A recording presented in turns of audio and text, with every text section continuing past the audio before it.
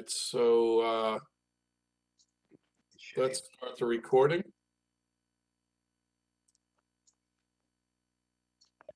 We're recording. Unless we're still recording.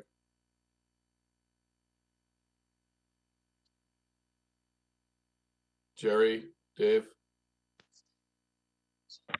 Yes, we're recording. Go ahead. Thank you, sir. Appreciate it.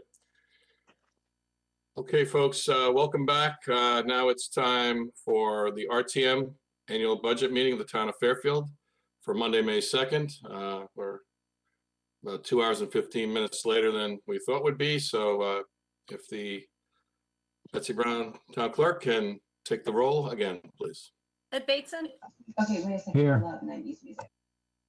Melissa Longo, Here. Marty Fury,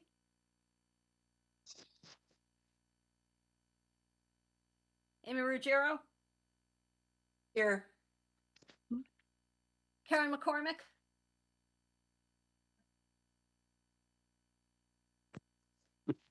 Cindy Perham, Here.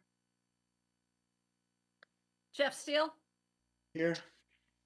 Alex Durrell, Here. Jeff Galdenzi, Tom Lambert, Here. Sharon Pastilli, Here. Laura Carson, Here. Alice Kelly, Here. Marcy Spallier, Here. Liz Ezema, Here. Will Diaz, Here. Josh Garskoff, Here. Joe Siebert, Here. Jay Wolk, Here. Steve Barrett, Here. Hannah Gale, Here. Andy Graceffa, Here. Lisa Havey, Here. Sean Kuhn, Here. Mark McDermott, Here. Jill Vergara, Here. Karen Wackerman, Here. Hank Ferentz, Here. Pamela Iacono, Here. Christine Messina, Here. Pete Tallman, Here. Christine Brown, Here. Drew Georgiadis, Here. Margaret Horton, Here. Kelly Cinto, Here. Ken Astorita, Here. Peter Britton, Here. Frank Patisse, Here. Dory Tallman. Here. Thank you. Thank you, Betsy. So we'll stand for the pledge again. I pledge allegiance to the flag of the United States of America and to the republic for which it stands, one nation, under God, indivisible, with liberty and justice for all. Thank you.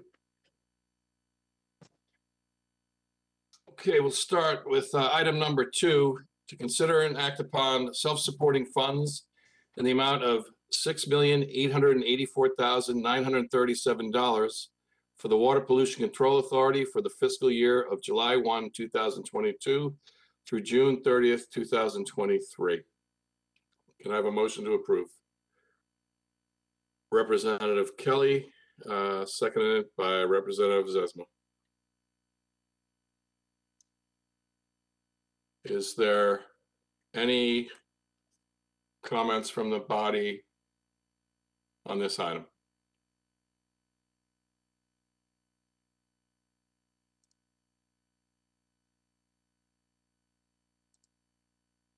Okay, I don't see any comments from the public concerning this item.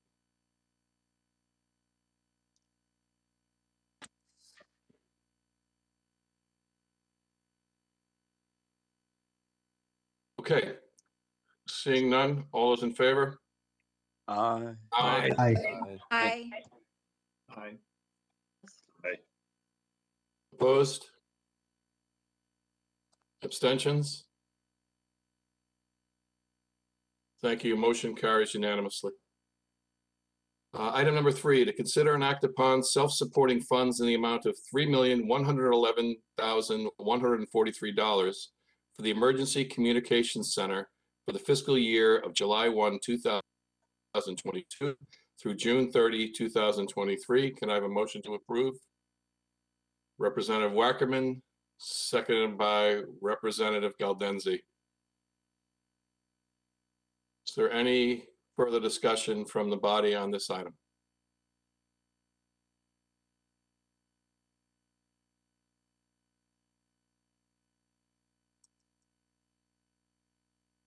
Any comments from the public?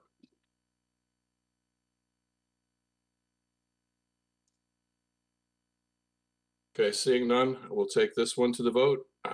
All those in favor? Aye. Aye. Aye. Aye. Aye. Opposed?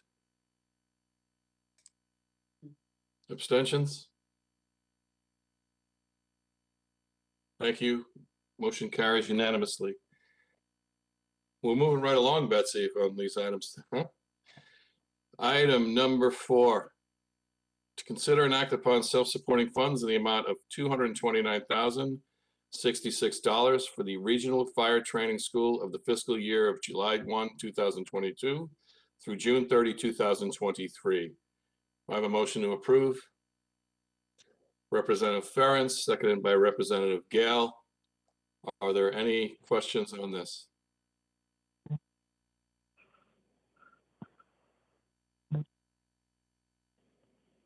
Any questions from the public on this item? Okay, we'll bring it back to the vote. All those in favor? Aye. Aye. Aye. Aye. Aye. Opposed? Abstentions? Okay, motion carries unanimously. Thank you. Item number 5, to consider and act upon proposed appropriations in the amount of $345,100,092 for the fiscal year of July 1, 2022 through June 30, 2023, as recommended by the Board of Finance for any lawful purpose. The total proposed budget is approved by the Board of Finance as follows. Board of Finance recommended budget $345,100,092, less non-current tax year revenue of $28,934,215. The net revenue to be raised by current year taxation, $316,165,877, plus senior tax relief, $4,444,886, plus assessment appeals, open court log of $400,000, plus reserve for uncollected taxes and other credits, $3,501,293. The gross amount to be raised by taxation, $324,512,056. Do I have a motion to approve? Representative Kelly, seconded by Representative Siebert. Madam First Selectwoman, I'll let you talk a little bit about the overall in-town budget, please. Thank you, Mr. Moderator. I know obviously we're starting our budget meeting quite late, so in an effort to give everyone a break, I have been presenting this budget since February, and it's been a long slog. So I think the RTM is fairly aware of my presentation and all the effort that we've made, and also I send out regular updates in my newsletter. So I will reserve my comments to the latter part of the meeting and let the RTM proceed with their deliberation. Thank you, Madam First Selectwoman. Chairman Vitale, any thoughts on the BOE budget? Thank you, Mr. Moderator, and thank you for the opportunity to address the body. I apologize I didn't use the chat box at our last meeting. Respectfully, on behalf of the Board of Education, I'm asking that you approve the full appropriation for education as recommended by the Board of Finance. The budget before you tonight was unanimously approved by the Board of Education and provides the resources necessary to meet our contractual obligations, properly maintain our buildings, true up special education funding, and more importantly, puts academic and social emotional supports in place for all of our students as they recover from living through, hopefully, a once-in-a-lifetime pandemic. I know that's a priority for all of us. Our children have made sacrifices for the greater good of our community. Now is the time for our community to come together for one of the most important services we provide to our kids, an enriching, rigorous, free public education. It is late, so I don't want to take too much time, but I do want to follow up on a couple things that were stated in the last budget meeting. At the last budget meeting, it was stated that Mr. Cummings got everything he wanted. I just want to remind this body that the Board of Education reduced the superintendent's proposed budget by $1.5 million. So it was not a budget that was passed without some revisions made to it. The Board of Ed was the town body that first reduced that budget. The superintendent was also asked to find cuts that this body could potentially make to reduce the budget. I just want to remind everyone that the superintendent does not have the authority to reduce the budget that is before you. It is the Board of Education's budget, and only the Board of Education can make adjustments to that budget at this point in time. And we will do that after the RTM votes tonight. There were some savings that have been identified and shared with this body, some savings in retirement that we're forecasting at this point, as well as in the pension line item. There's also been some newly identified expenses. We've shared some of the challenges with the healthcare insurance number. We budgeted for 6.5. It was 8% when it went to the RTM. We're now hearing that it's going to be 2.5%, the premium rate increase.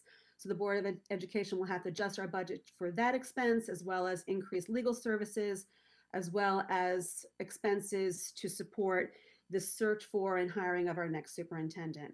Combined, we anticipate these expenses to be roughly $500,000. That money was not allocated by the Board of Finance, so those are funds that the Board of Education will need to find within the existing budget. So with that, I welcome any additional questions, and again, I ask for your support. Thank you. Thank you, Chairwoman Vitale. So let's open it up to the body for questions. So let's get your names in the chat if you want to speak, please. Representative Pistilli. Thank you, Mr. Moderator. Sharon Pistilli, District 3. Through you to Ms. Vitale. I just want to make sure that I understand where the budget as presented by the BOF, like where it stands. I don't know if you can read this. I didn't get time to make a fancy PowerPoint or anything. So of the total increase of 5.42%, 1.5% is salaries, 0.68% is benefits, 2.26% is special ed. So that means that 4.44% are pretty much like fixed costs. So when you take the total of the 5.42% and you multiply the 4.44% in fixed costs, we have 0.98, which is less than 1% for other. And in other are like all these other things that are affected by, you know, supply chain, price pressures. It's supplies, maintenance, capital, and technology. So really, this is a very lean budget once you take all the fixed costs that we can do nothing about, like, into account. And because of the once in a lifetime pandemic, we have no choice, really. It's a moral imperative to support our students. So I just wanted to make sure, could you just confirm for me that these calculations are right? Yes, Representative Pistilli, those are correct. And if you have your Board of Education budget books, those are outlined on page 40 of the Board of Education budget. And as Superintendent Cummings shared, I believe at the last time we met, that really, you know, when you consider the truing up of special education, a request that was made by members of the Board of Finance, and the contractual obligations, there really is not a lot of wiggle room in this budget. And I know that properly maintaining our school buildings, which are town assets, are a priority for all of our town bodies. So we would be hesitant to make reductions in that area. We've seen how important technology is. We've delayed technology in the past to keep budget reduction, to keep budgets low. You know, we've learned over the last 2 years how important technology is. Be hesitant to put that off. Supplies, texts, and materials, those are the things that directly impact children in the classroom.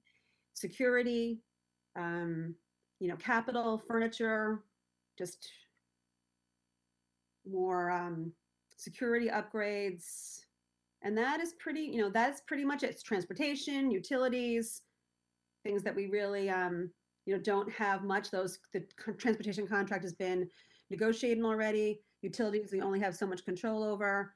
So there's not much, that's low-hanging fruit, I would say. I did mention that the pension we've seen $100,000, I believe the figure is, savings on the pension item since the budget was put forward. Right now, the district is projecting more retirements, but we still don't know what kindergarten enrollment will be in the fall. So I'd be hesitant to say that that is a give me in terms of funding that will be available. And as I mentioned, the health rate for the health insurance premium rate has increased since we budgeted. But Representative Bastillo, you are correct in your figures. And again, page 40 if you want to see the detail. Thank you. Thank you, Madam Chairwoman Vitale and Representative Bastillo.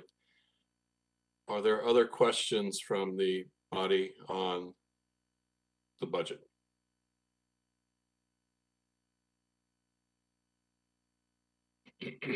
Representative Iacono.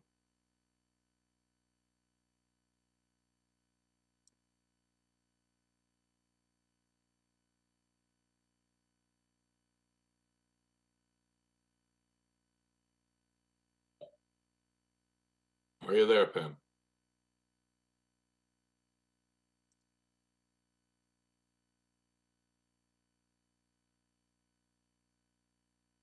I see you on my page I was, two. There yep. you go. There we You go. saw my Okay. lips moving and you heard no words coming out. Sorry. Correct. Through you to Mr. Cummings. Is he on this evening? Good evening, I am. Thank you, Mr. Cummings, for being here. Last meeting, I had asked you if you were willing to put pencil to paper and go back to your board and ask them if they could reconsider some things. Were you able to do that? Were you able to go through, and did you bring anything to the board's attention that you might be able to bring back to us? We've answered, thank you, Ms. Iacono. We did look at everything. We took another look through our budget, as Ms. Vitale said at the beginning of this presentation. The items that we're identifying are items that we believe are going to be needed to address the unbudgeted issues within the budget related to the increases in the health insurance, legal fees we expect to go up with the change in the HR director position, and the superintendent search. Those are some of the items we see right now as most pressing. I know there was we were questioned by the RTM about the high school staffing. We did go back. I met individually with each of the high school administrative teams to review their staffing. We did not find any additional FTE savings or cost savings in that after they've done their student enrollments. In fact, I would commend both teams because we did see an increase in the world language program related to the new ASL course, and they've been able to accommodate that without any further increases in requests for staffing. So I think for the, we did our due diligence over the past few weeks since we've met with you, but we've not been able to identify any savings other than those that we're going to bring forward to the board next week to address the cost not included in the 22-23 budget. Thank you for that. Thank you for answering my question. Thank you for doing that. I appreciate it. Thanks for getting back to us with a multitude of questions and answers that we all put forward. Really, truly appreciate the hard work of you and your staff, especially Mrs. Laborious. She was very helpful to me, so I do appreciate that. I just want to make a couple of comments in general. Overall, while there may be a feeling from the Board of Education that they've gone through and done their homework, and there was a comment made that they, went back and looked at the superintendent's budget and reduced it by $1.5 million. They really didn't. All they did was transfer grant money and, transferred those costs so that we could allocate grant funding to do that. So there was no real cut there. I think we ought to be honest and clear about what that really was. It was a transfer using grant fund money. And quite frankly, I personally think that that should have been the first exercise that was done, and the first budget that went forward was utilizing the grant money in the way that the board did. I'm glad they did it, but that should have happened out of the gate, in my opinion. I still don't think there's been a deep enough dive in some areas to find savings, specifically central office. I was, as a former member of the board, stunned to go through the organizational charts of central office and find out that we have 76 people that are employed in that office, which seems like a lot to me. And unfortunately, we don't have enough time in between breaks and the budget time to do a deeper dive into that. But I really want to understand that more eventually, because I mean, you have central office with 76 employees. You have the superintendent's office, 5 employees. You have special education, 12 employees, 2 secretaries reporting to an executive director in that department. You have operation and processes, again, lots of administrative staff here. Instruction and curriculum, 9 employees. Finance and business services, 14 people. Wow, what the town would give to have that kind of finance operation on our end. HR department, we couldn't even get somebody added in tonight. You guys have 8 people over there. 14 people on operations and facilities. I just find it shocking to believe that there are no synergies that can be found there. There are no pooled resources that we can go and look at and really, really examine. I still think that there are areas to look at with middle school scheduling. There are areas to look at with how that middle school operates. Those have been talked about. You're going to have a greater number than teacher retirements than anticipated. And I just really don't feel, I know you think you did, but I'm not getting the sense, and neither are members of the public who have written in, that there was a really, really sharpened pencil put to paper when this budget request was put forward. And I served on that board. I said it last meeting. I'll say it again. It's built with some cushion. There has to be something, some level that can be given back to this town to help people that are hurting. And I'm disappointed that that has not happened. I am very, very upset that there's no shared sacrifice there. It's upsetting to me. And I just really wish that more had been done. And I'll wrap up by saying state statute, Chapter 163, Section 10-4, has a very, very telling sentence in it that over the years has gotten lost. It has. There's been this mentality of, oh, we asked for what we need, and it's the other body's determination of what we can afford to fund. Well, that's not what the statute says. The statute says that each school district shall finance at a reasonable level. Those are the state's words, a reasonable level, at least equal to the minimum budget requirement pursuant to the provisions of Section 10-622J, an educational program designed to achieve this end. I do not think that this is reasonable. I'm sorry, I don't. I think that the request put forward and passed by the Board of Selectmen was reasonable. It gave you a tremendous amount of funding. It allows you to do a lot of things, and it also balances the needs of the town. And I'm just disappointed with this overall process this year significantly, and I wanted to share those sentiments. So thank you very much. Thank you, Representative Iacono. Representative Zesma. Thank you, Mr. Moderator. Liz Azabite, District 4, and I want to respond specifically to the mention of central office. There are 76 positions serving 1,500 employees and thousands of students. Contrast that with the First Selectwoman's office, where there are 4 full-time department head level employees with a combined salary of almost $500,000. One of whom manages communications and serves in a purely political position. I think the attack on our schools, on the money that they need to serve our children, especially after the pandemic and hearing so much about mental health needs, does really demonstrate to the public our differing priorities. We just saw and heard through the appeals process the incredible fat in the town side of the budget, which has grown exponentially faster, areas that could have been used to offset other expenses that actually, for those tax dollars, provide services to the town. The Board of Ed doesn't have a contingency. They had a $200,000 surplus. Considering the size of their budget, we have a $9 million surplus on the town side. So it is really a study in contrasting priorities and contrasting, I think, commitment.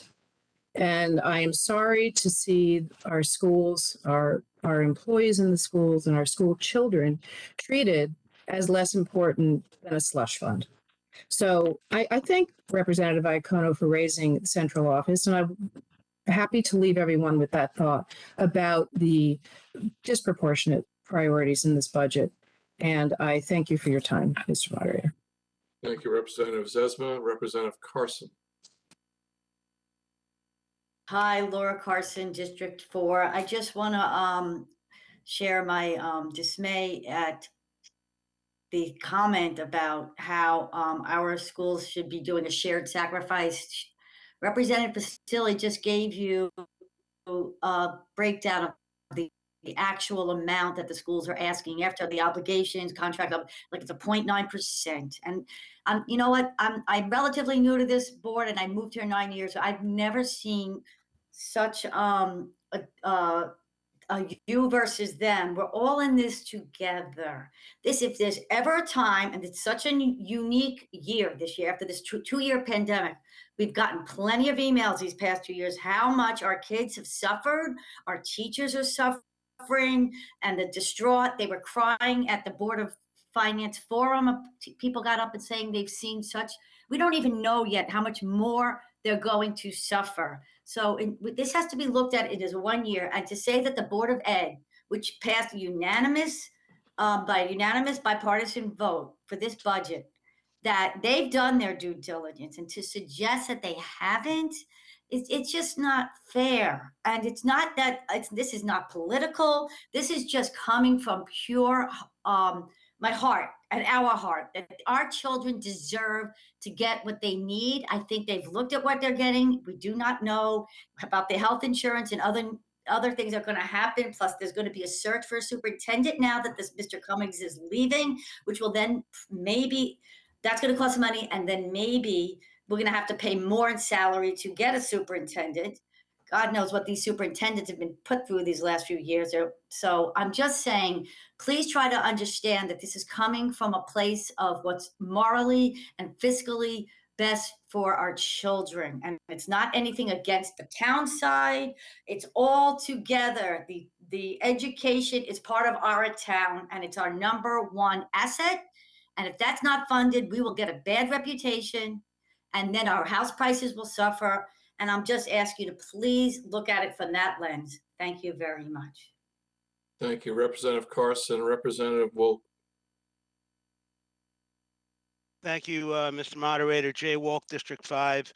I just have something to chime in on our Board of Ed budget.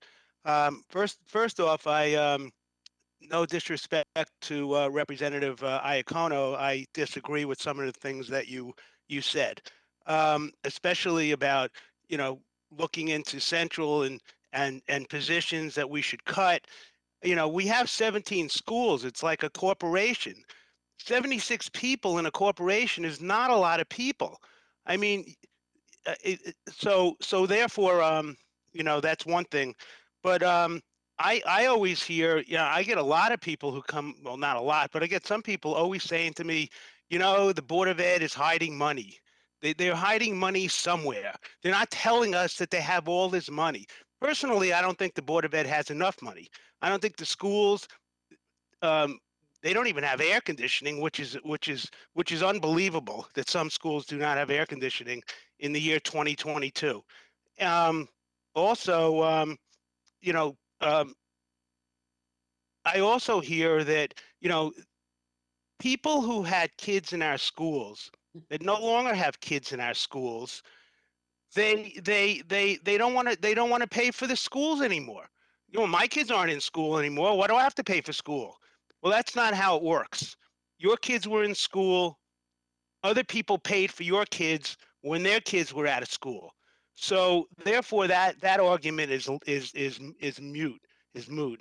But anyway, I just want to say that, all the years being on the RTM, every budget season, there's an attack on the Board of Ed. I have no idea why. Most of us came to this town because of, with our kids, because of the school system. It makes our town much better, to have a great school system. And to attack the school system every budget season is appalling. And I share with everybody's feelings. I'm in the same boat as everybody else. Taxes are high, we think are high, they're higher. Live in New York, and then you'll see what taxes are like, which I did. So therefore, can we just, all be together and for the children, especially during what they had to deal with this pandemic, these past year and a half, because of the pandemic, what these kids had to do and go through, so anyway, I commend you, Christine, Chairwoman Christine Vitale, on all the work and your board has done, to make our schools better. So thank you, Mr. Moderator. I'm finished. Thank you, Representative Volk. I think it was Representative Ruggiero. Yes, thank you, Mr. Moderator. Just wanted to make a comment here. So I do have a child in the school system, and I am actually pretty involved in the school system. And I also have over 25 years of finance background. So, I think that when we're looking at the budget and what's impacting the taxpayers, I think the biggest concern is rising costs during a very tough year where we're facing inflation and lots of other concerns with people. And this is a huge increase. And, I asked about the 2.5 million and asked about an audit last year, as many of you might remember. And, I couldn't get an answer on that. Actually, the head of the Board of Finance quoted that she used that as a justification that we have audits to justify her increase back of 2.5. But she doesn't even know how long ago the last audit took place. So I found that very interesting. As far as comments about how nothing is adjustable and everything is fixed here, I understand fixed costs very well. And, I think you have to do a grounds up budget build to find costs and identify them. And I think that we owe this to the town. We have 65% of our budget approximately being spent on the Board of Education, and only 35% of our households have students in the system. So, saying that we're using our kids as a slush fund, and we're not supporting the Board of Education, and we're against the schools, I don't think you can apply against me since I have kids in the school system. But I really want answers, and I want to know, when are we getting an audit, and where does this end?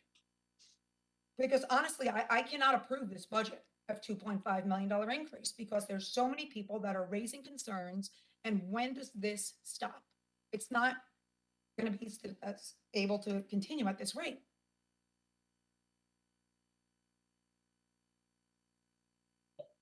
Thank you, Representative Ruggiero. Representative McCormick. Or hold on, Mr. Cummings or Chairman Vitale, when was the last audit and when is the next one? The last operational audit, and Mr. Cummings, I believe it was 2010. That's correct. 12 years ago, but I didn't want to call her to the table on that. In that we've also had other audits. We've had a cybersecurity audit. We've had a special education That's audit. very different than a financial audit. Mr. Chair, I appreciate that. And And I'm the talking board, about strictly finances and we're at a budget meeting, so, it's relevant. it is relevant. I do think those other audits that the school district has gone through are also relevant, considering special education is driving, a big driver in this budget. So looking at how if we're efficient and on track to delivering those services, I think is relevant. To answer the question about the operational audit, the Board of Education is not adverse to having an operational audit, but that does take staff capacity to have somebody come in and audit the school district. And I think you have kids in the school, in the system, you understand how challenging the last 2 years have been in terms of staffing. We haven't been able to free up staff to do professional development. We've had staffing from central office going into elementary schools to substitute teach because we can't get substitute teachers when Omicron was peaking. We have school principals teaching gym. I mean, I don't think that there's really an understanding by the adults what has been happening in those school buildings for the last 2 years. And while I have the floor, I just want to clarify one point. Representative Iacono mentioned the adjustments that the Board of Education made. In terms of the reductions, 1 million leveraged grant funding, the other $700,000 was just a straight cut. It did not leverage the grant funding. And just a reminder, that funding really was not meant to supplant local funding. The Board of Education, reached out to the superintendent and asked to look at that grant funding in an attempt to lower, the budget request this year. I do take issue with us not being sensitive to the needs of the taxpayer. 2020, 2021, the first year of the pandemic, we talk a lot about that 0% tax increase. $4.2 million was reduced from the Board of Education budget that year. Less than 2%, less than what our contractual expenses were that year. Now, we did have a non-lapsing account to help us move forward, but to say that we're not willing to be team players and not sensitive to the overall needs of this town, I don't think is really fair or really accurate. Town bodies worked together in the beginning of the pandemic, and I echo Ms. Carson's comments. Like, this should not be political. Right now, I know everybody on this call cares about our children. And after the last 2 years, we all appreciate what they have sacrificed for public health, for the adults in their lives. And right now, we are coming to you with a budget that really driven by student need.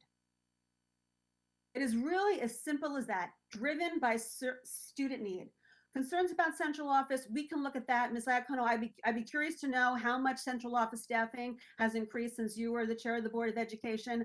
I don't think that it really hasn't increased all that much, but that is definitely something that we can look at.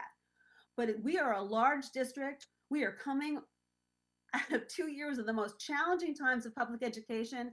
We need leadership. And right now, there's been a lot of turnover in terms of administration and staffing in central office. We're hiring a new director of human resources. Ms. Laborious is new to the position. She's done an amazing job, but still very new. Dr. Parrish, Dr. Zavajanzik, amazing jobs, but they came to work during a pandemic. The opportunity to get professional develop and build their leadership capacity has not been provided. We're bringing in a new superintendent. I want that superintendent to have a central office staff that has some institutional knowledge and is there to support him so he can support our school district and our students. And I'm sorry if that is viewed as being fiscally irresponsible, and that I feel like our kids and our families have made sacrifices. And at this particular moment in time, I think that, it's been less than a 3% increase in the Board of Education budget for the last 10 years. It's not like we're coming to town bodies asking for 4%, 5%, 7% year after year after year. This isn't unprecedented. If you go back to, prior to the financial crisis, the Board of Education, average Board of Education budget was what? 5.8%? So it's not unprecedented. But right now, we're just coming off of unprecedented times, and it's time for us to come together and really invest in what's our most valuable asset of this town. And we all know that the valuable asset of this town, what brought many of you here and what kept many of you here, are our public schools. So we can go back and forth in operational audit. That is definitely something that we will discuss with the next superintendent once we hire he or she or they. Thank you. Thank you, Chairwoman Vitale, Ms. Chairwoman Vitale. Madam Chairwoman Vitale. Representative McCormick, sorry for cutting you off, but Mr. Oh, Flores. Karen McCormick, District 2. I have to say that, the comments about being open to an operational audit at the Board of Ed are very interesting to me, because this is now my third go around with the budget, and I think I've heard that every single year. And yet, despite the fact that we have had COVID involved, I just really think that an independent consultant needs to take a look at what's happening down there, because these increases are truly unsustainable. But Ms. Vitale, I wanted to ask you about something, because we received quite a bit of correspondence, both from folks that were asking that the budget as presented by or approved by the Board of Finance, asking that be affirmed by the RTM in our vote this evening. And we've also received, quite frankly, an unprecedented, in my opinion, number of emails and correspondence from folks that are literally telling us that they're down to their last few dollars, and if things continue the way they are, they have to leave Fairfield. And quite disturbing, quite frankly, to get the kind of correspondence that we've gotten. And first of all, I think it's National Teacher Appreciation Week. I think all of us can say that, I personally have teachers that are friends of mine. I've got teachers that are clients of mine. I've got family members that are teachers. Certainly, they've had a very difficult go at it, as have the students and the families that have tried to maneuver through this. So this is in no way a commentary on the fact that nobody's acknowledging the difficulties that everybody has gone through. But I think one of the problems that I have with this whole situation is that, there was a reduction of 2.5% by the Board of Selectmen that went to the Board of Finance, that is now controlled by the party that holds the majority here on the RTM. And essentially, the writing was kind of on the wall as to what was going to happen, right? Because that was sort of their battle cry in campaigns and et cetera. But we have a real problem here, because there's something pursuant to state statute. In fact, it's Connecticut General Statutes 10-262I, subsection C, 10-262I, subsection F, that deals with something called a minimum budget requirement. And essentially what this does, and I don't think those that have called or emailed in asking for us to support this budget even understand this, because I didn't understand it, and I'm an attorney. This is not my area of expertise, but I have since discovered that there's a law in Connecticut that requires that once you set the budget amount in a town, in ensuing years, you can't go below that amount. So if somebody said to me, we've had a really tough time the past 2 years, it's been very difficult for the students, we need a bump up this year just to kind of get them through and push through all the difficult times that they've had, and maybe give them a little boost in different service areas, et cetera. But you know what? It's going to be a temporary measure. It's only going to be 1 or 2 years of this. Somebody could guarantee us that.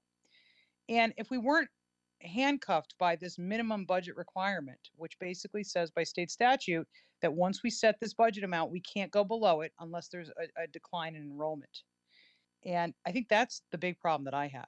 The year over year spending that you're quoting, we've only had an average of this percent, that percent. The year over year spending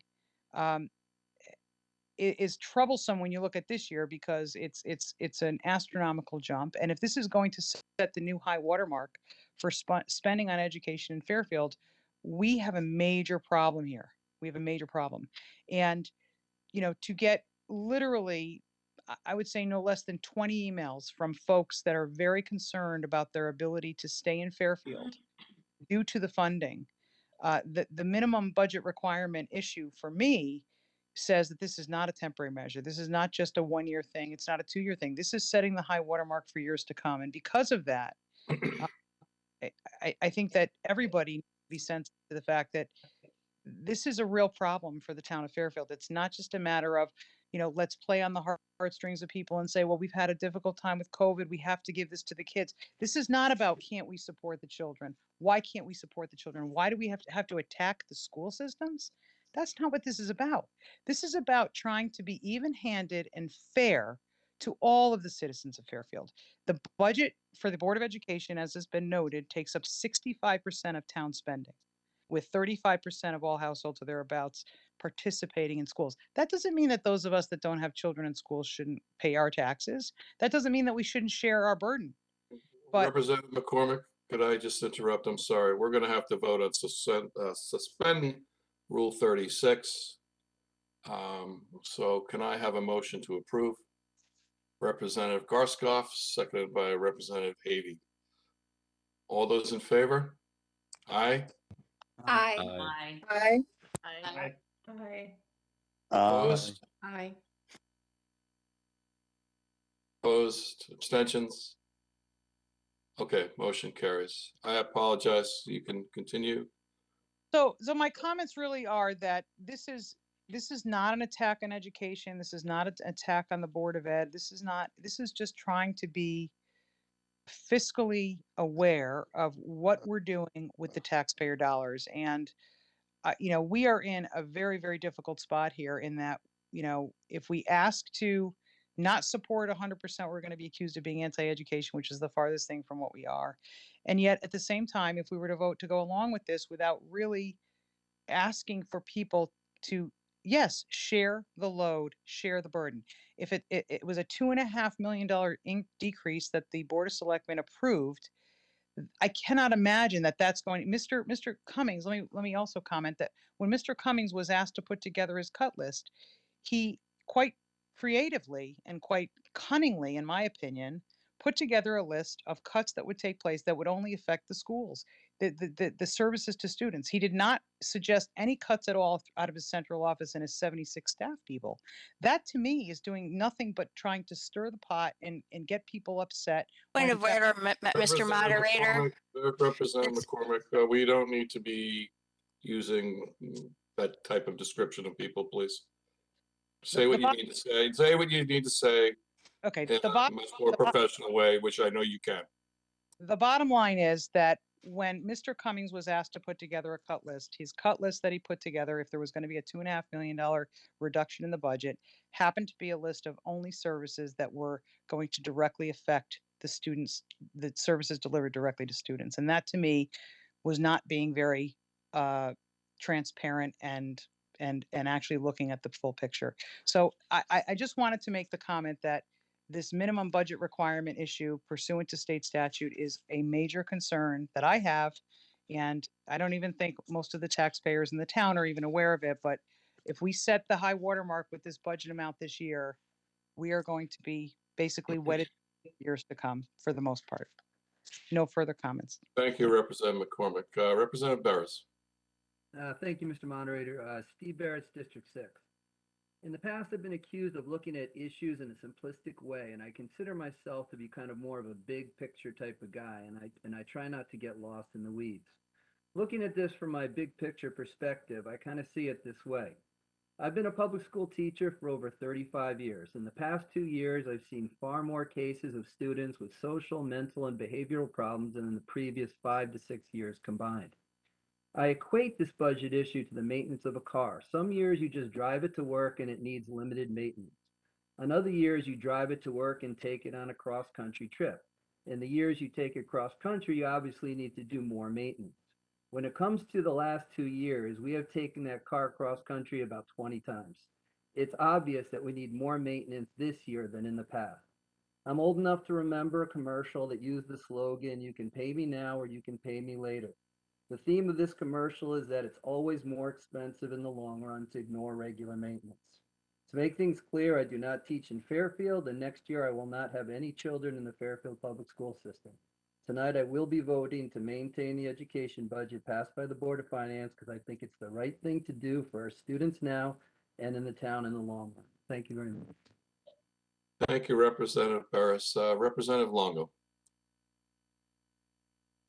Hi, thank you, Mr. Moderator, and thank you all for being here tonight. Very long evening. I just wanted to, I have a few comments. I know that Ms. Vitale had said that, you know, we have free public education here in Fairfield, and I just want to remind everyone that education in this town is not free. We all pay for it. We all pay for it through our taxes. And, you know, we really have a responsibility not only to our teachers, our students, our children, you know, and I, you know, the sentiment that we've asked our children, you know, that they bear the burden of all of this is because we as adults, not me personally, because I didn't do this to my children, but a lot did, to put this burden on them was not my choice. That was the choice of other people. And so I don't know if it eases everyone's mind to kind of say that, you know, now we owe them, you know, more.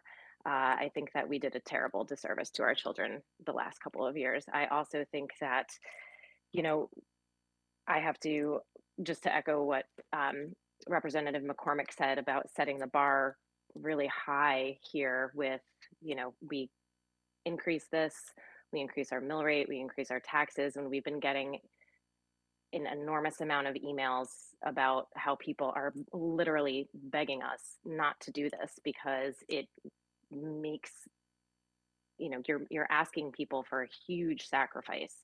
And it's a really tough position to be in because of course we want the best education for our children. I don't think that anyone here would want to cut paraprofessionals from our kindergarten classrooms. I don't know how kindergarten teachers can do their jobs well with, you know, anywhere from 20 to 25 children in a classroom without having a paraprofessional, at least one.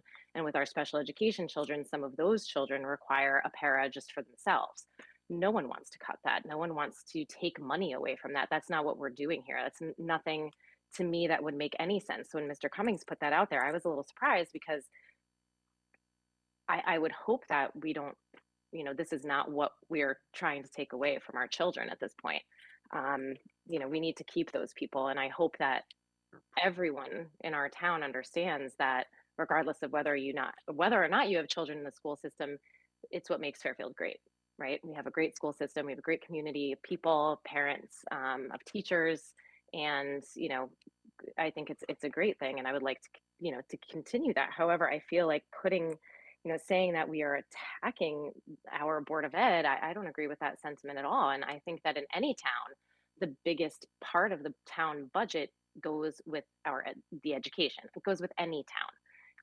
It's the biggest draw for towns is to have a good, strong, secure school system.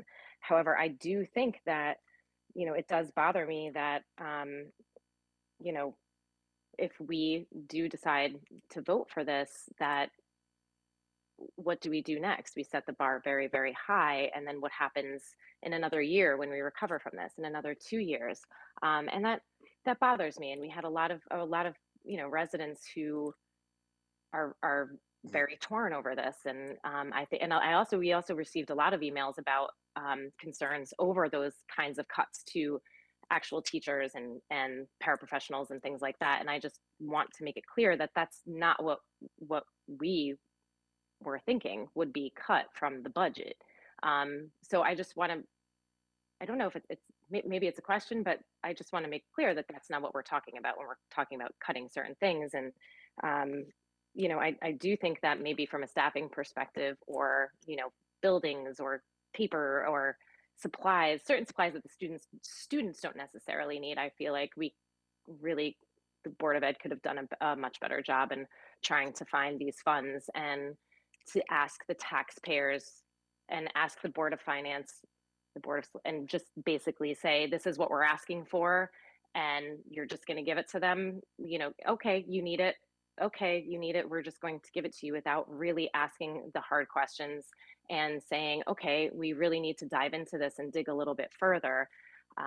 So I just, you know, I just wanted to say that we absolutely, and I for one, you know, I have family that are teachers. My sister's a second grade teacher. I could not be a teacher. I absolutely don't know what to know what everybody has been through these last couple of years. I'm just trying to say that we do support teachers. I support teachers. I also support taxpayers. So this is a very difficult position, I think, for all of us when we're kind of looking at the bigger picture. And the bigger picture, to me, seems like this is not the best fiscal move for us right now to approve this. So thank you for your time. Thank you, Representative Longo. Do, do, do. Sorry, Representative Astorita. Thank you, Mr. Moderator. Ken Astorita, District 10, and I'll try to be brief here. I know it's getting really late, but first, I was relieved to hear that some of my colleagues in our earlier meeting expressed their concerns about the overtaxation of Fairfield residents. I sincerely hope that they meant it, because what I'm having a hard time wrapping my head around is that at a time of 8.5% inflation, high gas prices, residents' 401ks taking a beating, and a possible recession staring us in the face, that the Board of Education would come before the RTM asking for a $10.4 million budget increase. I refer back to Representative McCormick's comment during the budget hearings that this increase on a percentage basis is far larger than almost every other town in the vicinity. Why is Fairfield the outlier? I don't think we ever got a satisfactory answer to that question. I understand that we're still dealing with some of the impacts of COVID on our students, but aren't these other towns dealing with some of the same issues? How come they can keep their budget increases within reasonable limits? And on top of this is the fact that not all of our schools' COVID relief money has been spent yet either. I understand educating our kids is the most important thing we can do as a town, but it has to be done within reasonable limits. It's not like we're asking to cut the school budget from a year ago. All we are asking is to reduce the size of the increase and keep it within reasonable limits. I think the Board of Ed budget shows a lack of respect for the taxpayers in this town, and those are the ones who have to pay the bill. Thank you. Mr. Moderator, can I respond to that, please? Yes, Chairwoman Vitale. And I'll try to be quick. Chairwoman. Just in terms of comparing other districts, I would really caution and make sure that you're comparing apples to apples. Are you looking, what is the base that they're starting with? I mean, there's the per pupil expenditure in the budget book that gives you an idea of how we compare to other districts. But Greenwich, for instance, is starting, their budget is what, 15 when you consider the benefits, which is not carried by in the Board of Ed budget, is about $15 million more than Fairfield's budget. So when you look at a percent increase on a $250 million budget, it's going to be more money than what an increase is on a $2 million budget or a 192 budget. So you need to look at the base because that affects how much money a district is getting. You also need to look at spending over time. Have they been keeping a level spending? Or like Fairfield, were they spending up here and then took a nosedive and now have to really just got all the way to the bottom and now need to work their way up because buildings weren't being maintained and opportunity gap wasn't being addressed and services weren't being provided. You also need to look at revenue. How much money are these districts getting? Because it's not just the expenses. If these districts are getting significantly more Title I funding, ECS funding, that's going to affect how much their budget increase is because the revenue will offset the expense. And looking, especially during the pandemic, how much art and federal funding are they getting? You mentioned Greenwich. West Hartford was mentioned at the last meeting. Those are two districts that were considered in RDERG. They're getting about $10 million in ARP funding to ART 2.8. I would venture to guess, I don't want to speak for the full Board of Education, but I think that if we were getting 10 million in ARP funding, the budget request before you would be lower. Do they have a contingency fund? There was a lot of talk about contingency funds. The Board of Education doesn't have a contingency fund that we can just access if we have an emergency, if a roof starts leaking, or all of a sudden we have an increase in outplacements. We need to find that within our budget. And the last 2 years, to respond to student need, when special education's costs were rising, we froze our budget. So we're coming with a surplus. That surplus is not something that we should be celebrating. That surplus means that services were not being provided to our students. I know that Westport, they accessed a contingency fund, carryover funds from last year. West Hartford, in order to mitigate their budget increase, mitigated that increase by accessing a healthcare reserve account that they had. I know that, I think of another district that had a carryover. So you're really not comparing apples to apples. Just looking at a percent increase, you need to answer all those questions. Mr. Moderator, can I respond to that? Sure. So Certainly. percentages don't lie. Okay, the percentage is a percentage. Fairfield is the outlier for whatever reason, and you seem to be intimating that all these other school districts don't have to deal with the problems that you're dealing with. No, I I'm highly doubt not. that very I'm much. not. In fact, my guess, I'm please not let me saying speak. that. I'm Please saying let that me a lot of speak. these other school districts. Please let me speak, Mr. Moderator. Sorry, I I have the floor. apologize for interrupting. Yeah, Christine, please let him finish. Thank you. yeah, I think you seem to feel that a lot of these other schools aren't dealing with the same kind of issues that you are. My instincts tell me that that's not the case. So, I'm just sitting here and I look at the school budget over the last 10 years.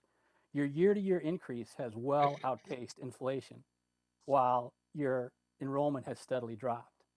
I'm looking at that. I see it as a problem. And then you come before this board this year and you're asking for a 5.4% increase. I'm sorry. Just doesn't seem reasonable to the people of Fairfield who are going to have to pay the bill for the so-called free education. Thank you. Thank you, Representative Astorita. Representative Siebert. Thank you, Mr. Moderator. Joe Siebert, District 5. Let me begin by the fact that I think we should all represent the majority of our constituents. And I've kept track of every email that came in support or against this proposal to keep this budget. And right now the count is 75 to 49, 75 in favor to 49 against. Okay, may not represent the total poll. I understand that. But let me go on. I totally respect, first of all, Representative Iacono's proposal to do a full audit on the Board of Education. That's fine. But when you look at this increase, correct me if I'm wrong, Christine, but 2.5% of that increase is for special services. I do believe, okay? And this is a catch up from years of COVID. My wife is a marriage and family therapist dealing with families dealing with this, okay? And I'm a 26-year resident of Fairfield. And now I'm going to share my personal story, and I forgive me for sending it out to the entire RTM. I was wrong in doing that. But I'm speaking from experience, from somebody who also tries to be as bipartisan as possible. By the way, I was one of 3 Democrats who voted for Brenda Kupchak's budget last year, okay? All right, that's irrelevant, but it's somewhat relevant. What I'm trying to say is that my daughter, I no longer have a child in Fairfield education, okay?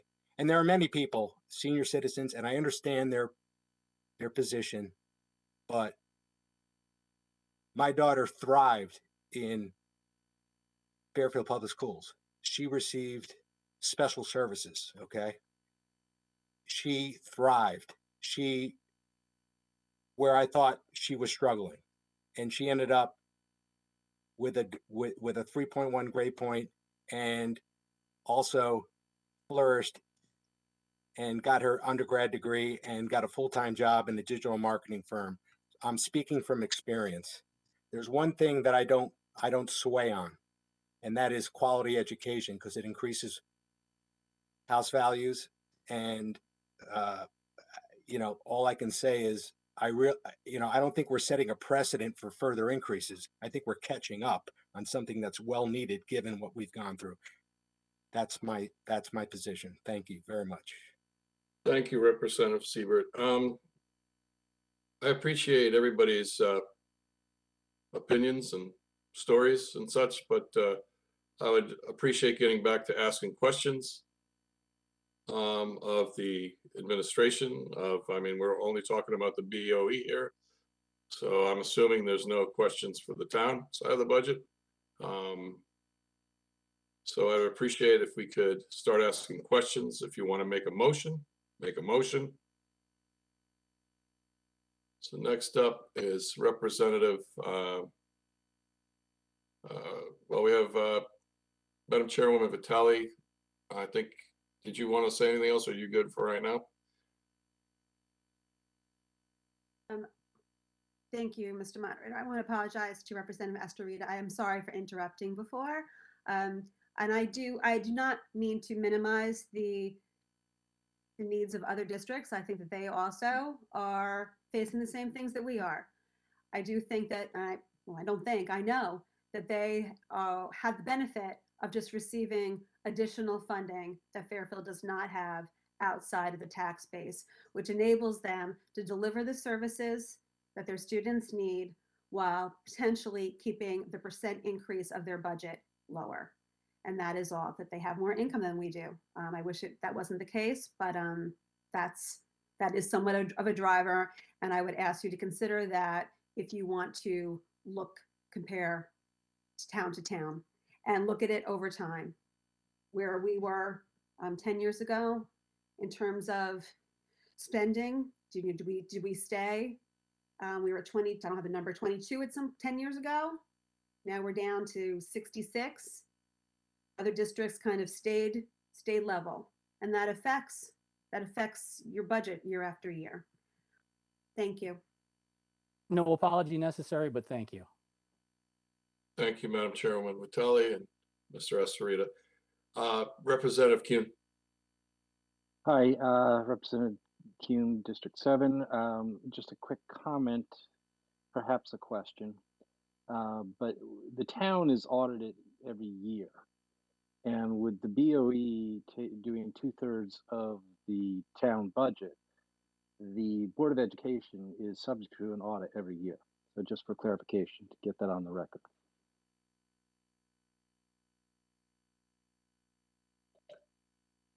Thank you, Representative Kuhn. I would ask maybe Mr. Schmidt, is that the case? Is the BOE included in the overall audit of the town finances? They are included in the annual audit, but that's very different from doing some kind of performance audit, which is what I think has been suggested. Okay, thank you. Representative Horton. Thank you, Mr. Moderator. Margaret Horton, District 9. I'll be very quick. I just wanted to make a quick follow-up comment. It was referenced, a few times, the emails that we've received as a body, and I am deeply appreciative for everyone in the public who has reached out with their concerns and questions. I certainly value and respect all the opinions that people have shared, and I've read each of those emails carefully. I've kept a tally of those, and ultimately, when I do my tally, and I don't know if we've all received the same emails, but I've actually received 51% more emails in favor of, supporting this education budget. And I think for myself as a representative, there's a lot of factors I consider in, formulating my vote, but certainly one of the factors that I have to consider is that I work for the constituents, and that clearly, at least the emails that I was receiving, I can only speak for myself, I received infinitely more hearing from constituents in favor of this, and so it's something that I think we have to take into account. Thank you. Thank you, Representative Horton. Representative Zesma. Thank you, Mr. Moderator. Liz Esma, District 4. I just want to correct something that was raised earlier by Representative McCormick. I was a little dismayed to read in the First Select Woman's newsletter a claim about this Connecticut statute. She's not only been on the Board of Ed, but spent almost 10 years in the General Assembly. So because I'm not an attorney, I did my homework. And I just want to say, for the record and for the public's knowledge, it is absolutely not true that this baseline cannot be touched. There are plenty of ways and reasons and justifications for reducing a budget.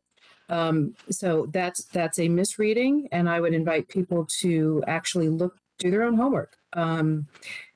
I would also ask the question, if we fear that we cannot make adjustments to the Board of Ed budget as is financially warranted, how did we get from 22nd in a state of 169 towns and cities in PPE spending to something in the 80s?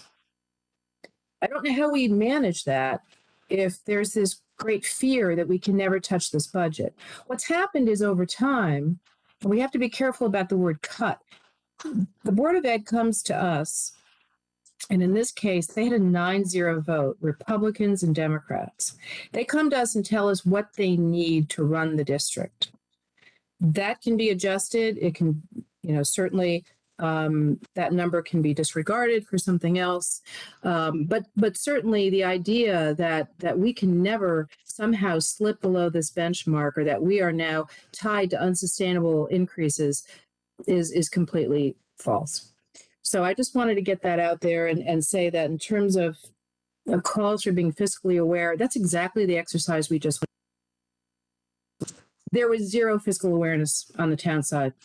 And I think it's time that we provide what has been missing for a long time, and that is to support the schools in the manner they need. They have been experiencing reductions for a very long time. There's enough statistics out there to demonstrate that. I don't need to go into further detail. But I will be supporting this budget, and I want to thank every person who wrote to us. I have not had a chance to respond to everyone, and I will. And along the way, help educate them on what I think is a lot of misinformation that's floating around. Thank you.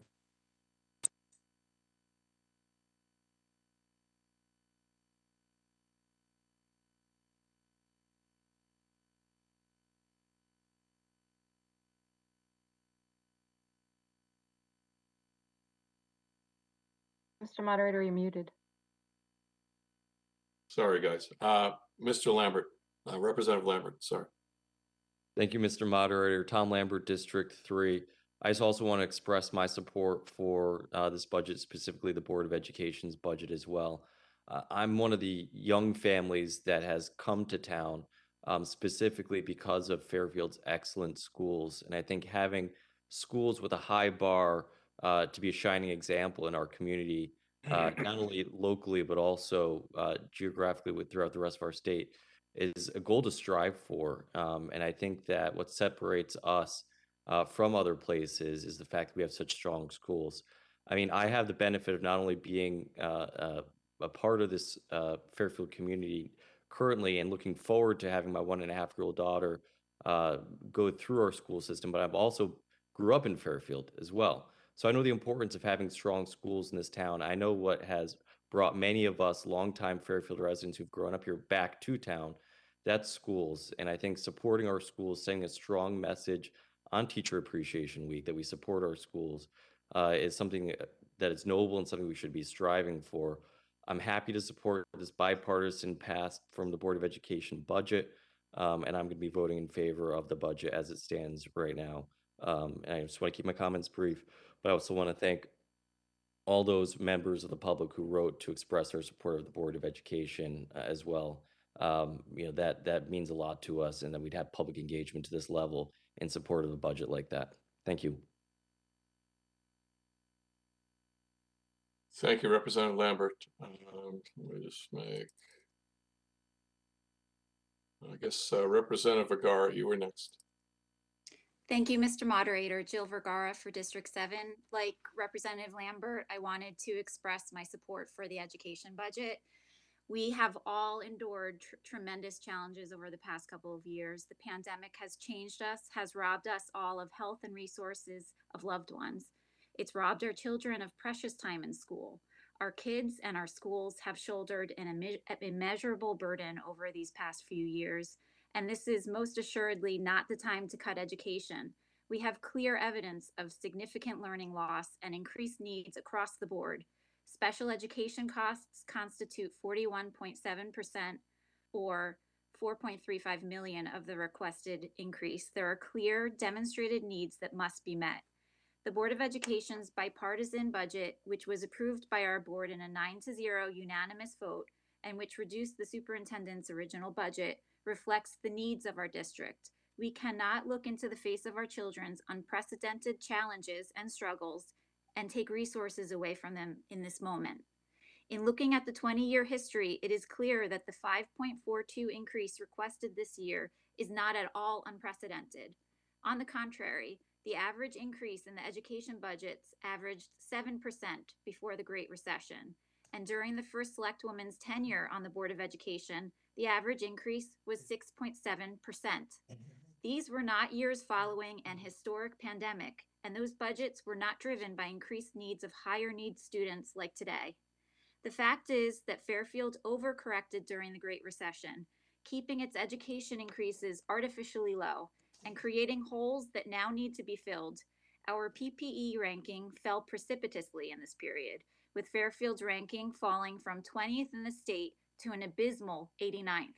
Other towns like Greenwich, Westport, West Hartford, Darien, Wilton, and Milford did not make the mistake of cutting educational spending so significantly after the Great Recession, which also is reflected in their relatively static PPE rankings. The chronic underfunding that began in 2009 and extended into 2017, compounded by the underfunding of educational cost sharing, especially in comparison to towns like Greenwich and West Hartford, caused our superintendent, Dr. Jones, to compare Fairfield's educational funding to a rubber band that was just about to snap. That was in 2018. Ignoring the historical context of educational spending in this town is disingenuous, as is ignoring differences between towns' federal stimulus funding. We simply cannot be compared to towns like West Hartford that received 4 times the amount of state and federal funding that Fairfield schools received, and Greenwich that received 3 times the amount. West Hartford has a non-lapsing account that functions like contingency, which Fairfield does not have. And Greenwich has allotted 57%, or $18 million in town ARPA funds to be invested in their schools.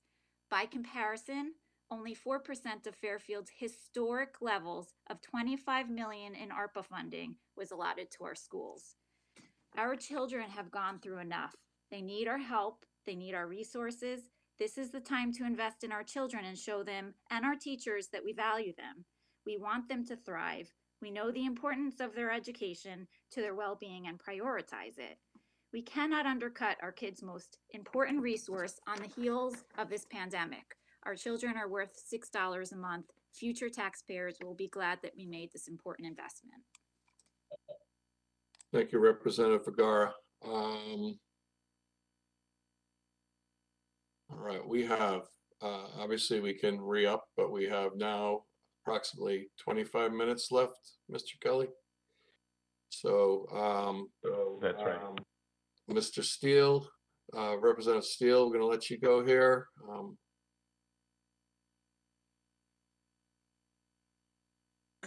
Thank you, and I'll be within my 2 minutes. So I want to make a comment. I mean, all the votes at the RTM level, I mean, we've seen for the last 2-3 months, it's all been partisan. It's all been small. They're party votes. I just want to say I have 3 kids who've gone through the Fairfield school system. In fact, I still have one at Ward. I support education wholeheartedly in town. My voting history in the RTM reflects that completely in all my years of service. It is crucial to keep property value strong, prepare our children for college, future beyond. No dispute. The children are no less important. There's no debate there. We're not attacking education. We're just scrutinizing a budget. We're looking at a budget very carefully. The increase was 8 million or 10.5 million. We cut it by 2.5. So again, you know, this should not be a political issue. We're not trying to be political, but we're trying to be fiscally sound. And so we talk about this is a tough year for the kids, and it has been. Listen, I'm the first to talk about all the things kids have been through. I have. But as much as it's been a tough year for the kids and getting out of the pandemic, it's now tough for adults and getting out of the pandemic. It's tough for families.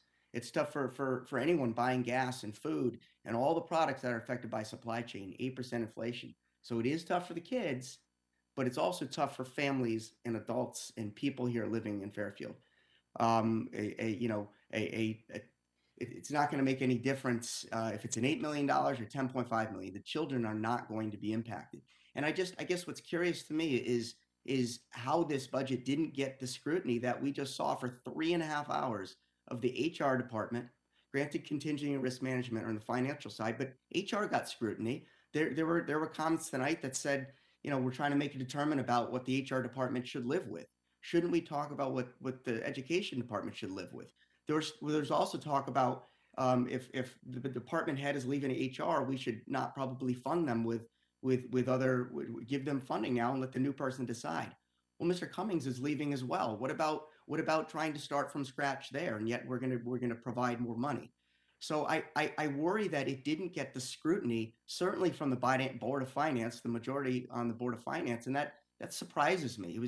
It was wholesale restored without much questioning, much scrutiny, and I don't understand why. What if the superintendent asked for 15 million? What if he asked for 20 million? What is the point at which we say, hold on, enough is enough?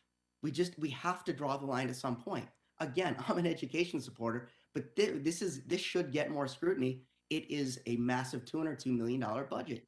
It deserves scrutiny. It deserves us to ask questions. We're not attacking, we're asking questions. We're trying to protect citizens. So that's where all this is going. It's unfortunate that this has been a partisan issue. It shouldn't be. I could right now make $2.5 million cut, right? I can make that motion, but where is that going to go?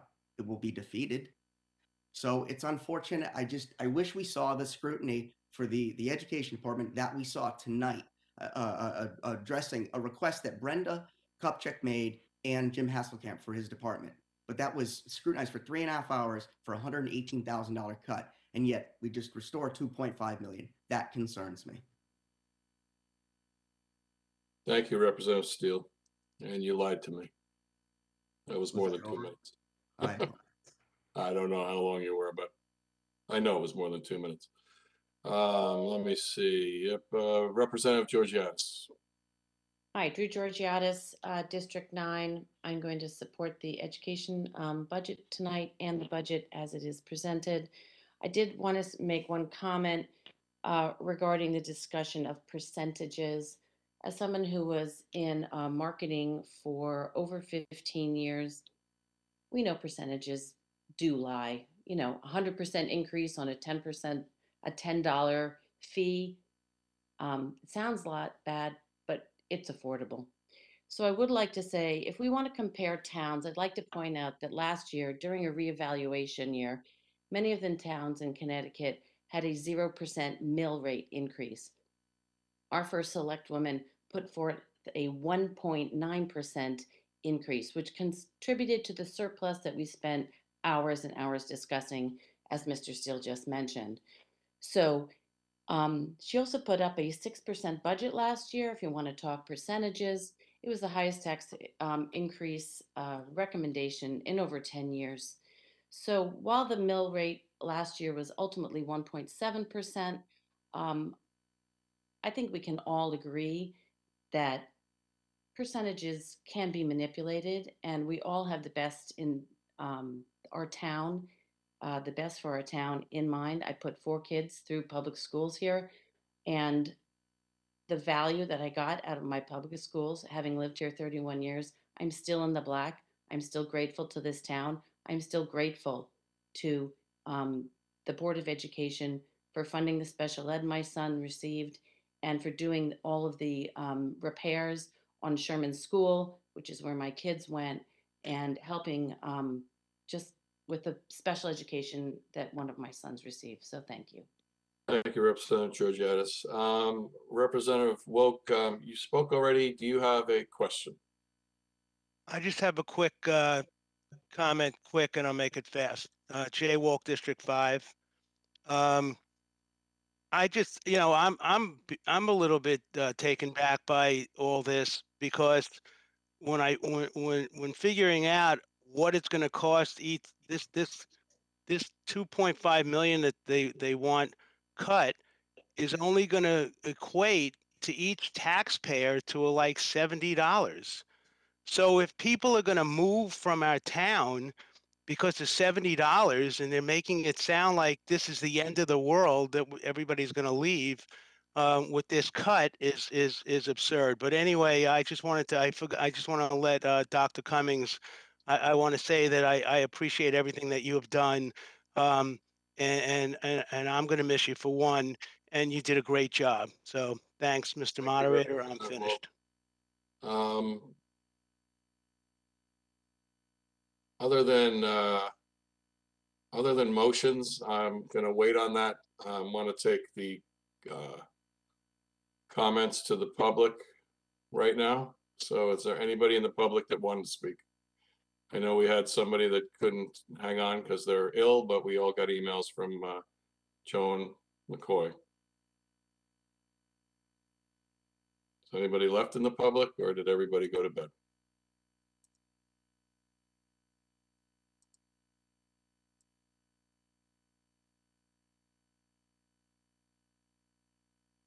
Okay, okay, we have one comment from the public. Ready? Nor, introduce yourself and your address, please. Yes, good evening, Rainy Noor, 83 Alberta Street. I just tried to start my video, but somehow it's not working. I wrote everybody to please approve the budget as presented to you by the Board of Finance, as I do believe that it has gone through scrutiny, and I would like to recommend everybody who has shared their support for the budget. As a longtime resident whose 4 children went through the school district, I have watched how the financial support brought us into 88th place where we are now.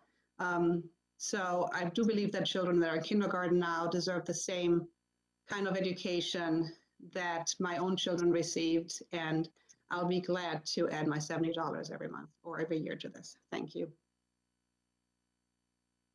Thank you, Rennie.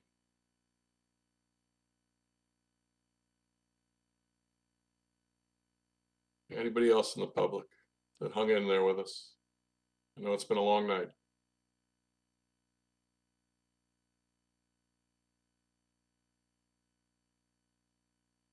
Okay, we'll bring it back to the body. Representative Longo, you have a motion? Thank you, Mr. Moderator. I would like to make a motion to cut the $2.5 million from the budget. Do I have a second? Sure. Representative Ruggiero? Does she need to designate which budget? To the BOE budget? Yes, to the BOE budget. Thank you. I thought that's why we were here. You're voting on the entire budget's in front of you right now, so you have to designate what you want to cut. Got it. So you are making a motion to reduce the Board of Education budget by $2.5 million, correct? Yes, yes, Mr. Moderator. And we had that seconded by, who did I say? I'm sorry. Representative Ruggiero, thank you. Not sure we need to have any further discussion on this. I think we've all made it clear where we stand. Mr. Durrell, Representative Durrell, you have a comment? Yes, thank you, Your Honor. Okay, I assume I'm being seen here and all that. Your Honor. Alex Durrell, RTM 3. I know more than one person who lives in Fairfield as well as teach in Fairfield who does not agree with the Board of Finance decision to restore the $2.5 million. I know more than one person who lives in Fairfield and teaches in other school districts who do not agree with the Board of Finance's decision to restore the $2.5 million. I trust and respect those teachers more than I trust the current majority in the Board of Finance. Thank you for the privilege of your time. Thank you, Representative Durrell. Any other comments? Okay, Betsy, let's take a roll call vote on this motion to reduce $2.5 million from the Board of Education budget. Ed Bateson, Yes. Melissa Longo, Yes. Marty Fury, Yes. Amy Ruggiero, Yes. Karen McCormick, Yes. Pretty good hair.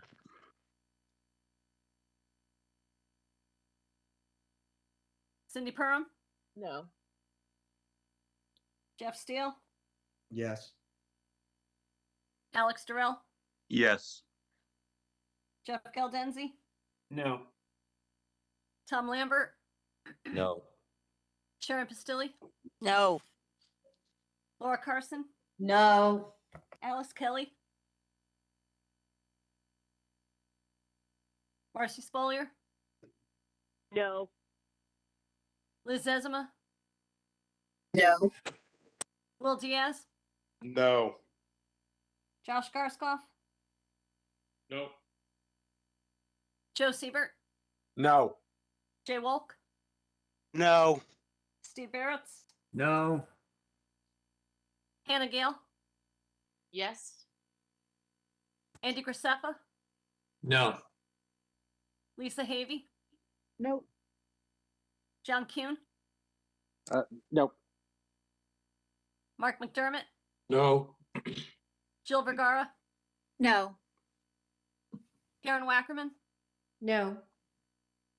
Hank Ferentz, Yes. Pamela Iacono, Yes. Christine Messina, Yes. Pete Tallman, Yes. Christine Brown, No.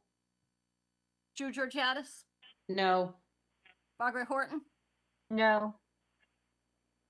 Kelly Cinto, Yes.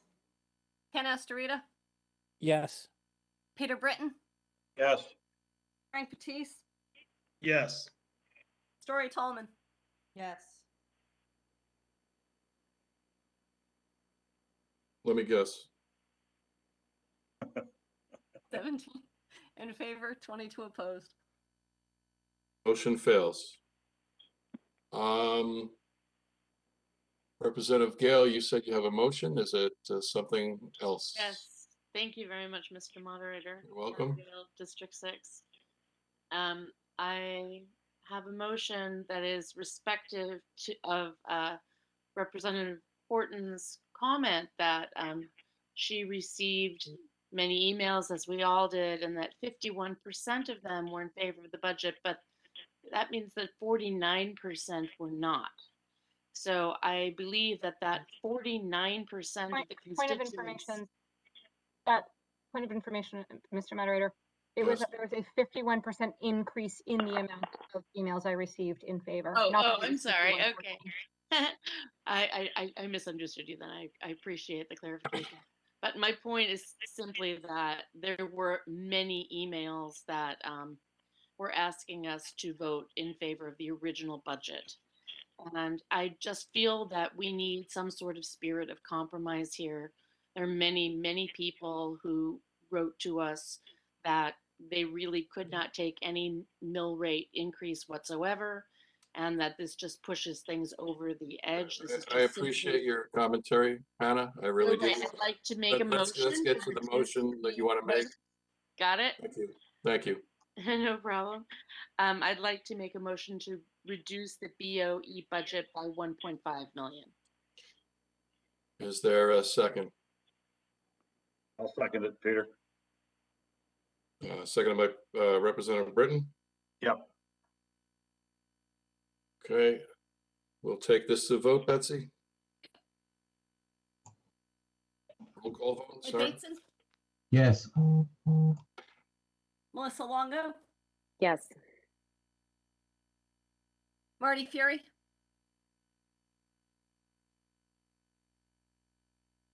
Amy Ruggiero, Yes.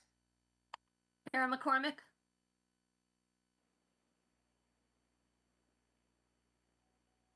Cindy Perham, No. Jeff Steele, Yes. Alex Durrell, Yes. Jeff Galdenzi, No. Tom Lambert, No. Sharon Pastilli, No. Laura Carson, No. Alice Kelly, No. Marcy Spolier, No. Liz Esma, No. Will Diaz, No. Josh Garskoff, No. Joe Siebert, No. Jay Wolk, No. Steve Barretts, Nope. Hannah Gale, Yes. Andy Graceffa, No. Lisa Havey, No. John Kuhn, No. Mark McDermott, No. Jill Vergara, No. Karen Wackerman, No. Hank Ferentz, Yes. Pamela Iacono, Yes. Christine Messina, Yes. Pete Tallman, Yes. Christine Brown, No. Drew Georgiadis, No. Margaret Horton, No. Kelly Cinto, Yes. Ken Astorita, Yes. Peter Britton, Yes. Frank Batiste, Yes. Story Tallman, Yes. 17 in favor, 22 opposed. Motion fails. Representative McCormick, respectfully, if you're going to make a motion to reduce the BOE budget, I'm going to tell you it's probably going to fail 2217 again. So if you'd like to do that, we can waste another 5 minutes doing that. Or we can move on to voting on the entire budget. Karen, Mr. Moderator, that's out of order. You need to allow motions needed to be made on the Well, then we're record. going to have to all sign off and sign on again, okay? So well, in fairness to the taxpayers of Fairfield, I think we're here to do our job, and if it takes another that's signing fine. That's fine. I'm just telling you, we're going to have to sign off and sign on again, okay? So I don't know if we need another number, Mr. Kelly, or Already made it clear. we may, hold on, excuse me, I'm speaking. Mr. Kelly, do we need to, a new WebEx number, or we're going to sign back on the same one? No, we can sign back on to the same one. Okay, so everybody, please, we can sign off now and sign back on. We're going to lose, we have, let me just write down who we have here in the lineup, okay?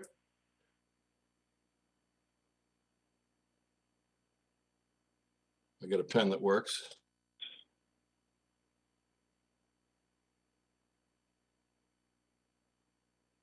I've got them too. Okay. Will we use the same access? Same one, same access, same WebEx. So everybody log off and log back on. Thank you.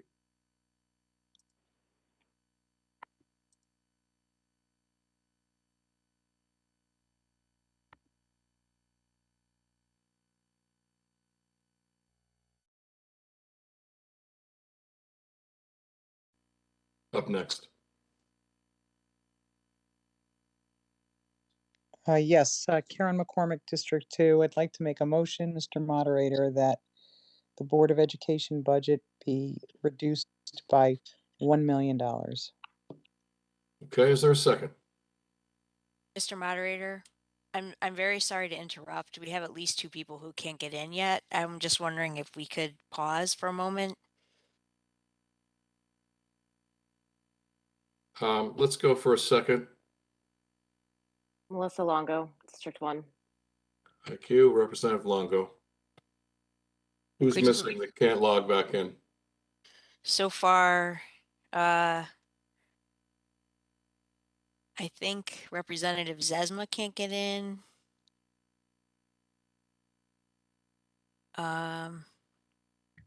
Representative Kelly?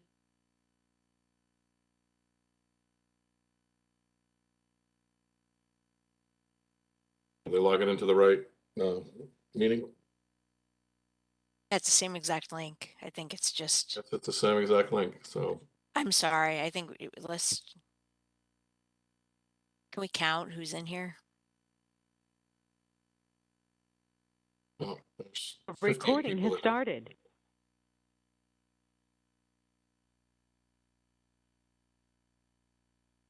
I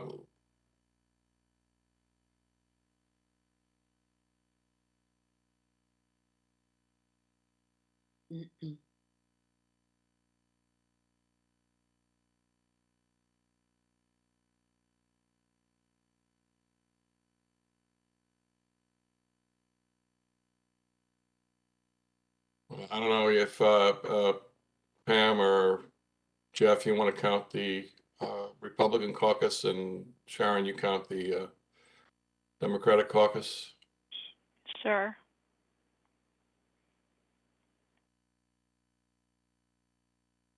Representative Havey, the roll call will be called when we do the vote. We'll know who's missing.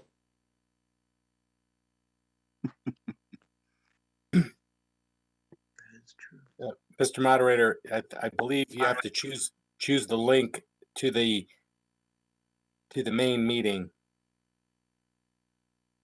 not the appeals meeting. Maybe I'm wrong. I just hit the same WebEx icon, so I don't know. Okay. Yeah, I just did the same one too. All right. The same Maybe for I'm both. wrong. I actually believe I hit the appeals meeting. It's the same WebEx. Yeah, it is. It is. I hit the same one every week or every month. It comes up. It's the same one. My bad.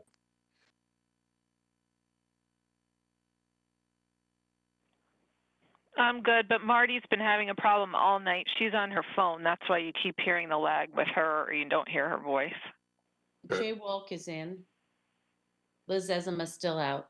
No, Liz is there. Oh, Liz is here? I'm here. I'm here.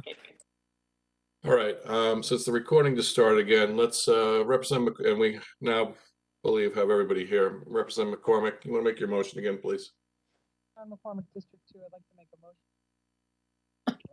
Can't hear you. Can't hear you. Can't hear you. Sorry.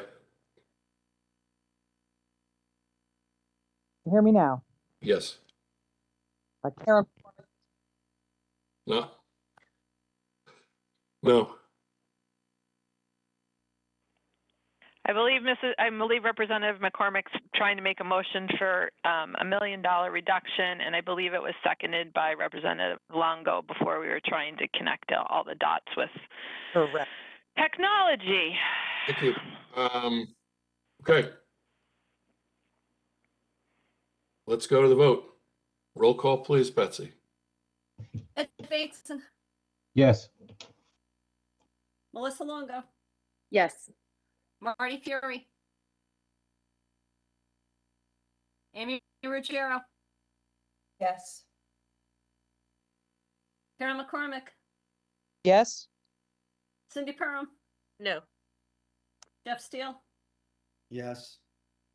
Alex Durrell, Yes. Jeff Galdenzi, No. Tom Lambert, No. Sharon Stilley, No. Laura Carson, No. Alice Kelly, No. Marcy Spalier, No. Liz Ezema, No. Will Diaz, No. Josh Garskoff, No. Joe Siebert, No. Jay Wolk, No. Steve Barretts, No. Hannah Gale, Yes. Andy Graceffa, No. Lisa Havey, Nope. John Kuhn, No. Mark McDermott, No. Jill Vergara, No. Karen Wackerman, No. Hank Ferentz, Yes. Pamela Iacona, Yes. Christine Messina, Yes. Pete Tallman, Yes. Christine Brown, No. Drew Georgiadis, No. Margaret Horton, No. Kelly Sinto, Yes. Ken Astorita, Yes. Peter Britton, Yes. Frank Patisse, Yes. Dory Tolman, Yes. 17 yes, 22 no. Motion fails. Representative Georgiadis was next.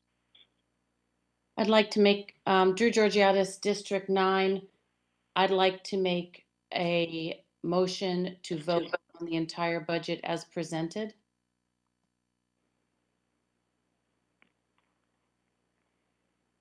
Okay, we need 2/3 for that. Do I have a second? 2/3 to. I have a second. Representative Wackerman.